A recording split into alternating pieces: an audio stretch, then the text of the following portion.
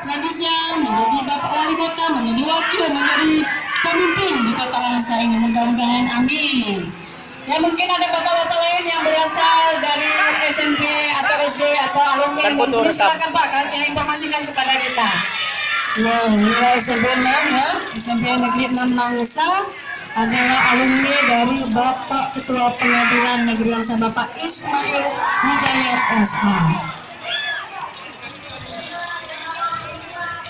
Iya, kami silakan. Mana dik? Semangat ya dek, adik-adik Papua, tetap semangat ya kalian.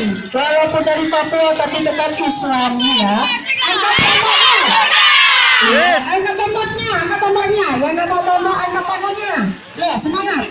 Nah, itu Bapak Ketua Mahkamah saya langsung hampir memberikan semangat. Mana semangatnya? Ayo angkat tangannya deh. Coba dah, 1, 2, 3. Iya, terima kasih. Langsung bawa. Sampai nyuruh kau ya. Kebenaran sama teman-temannya. Iya.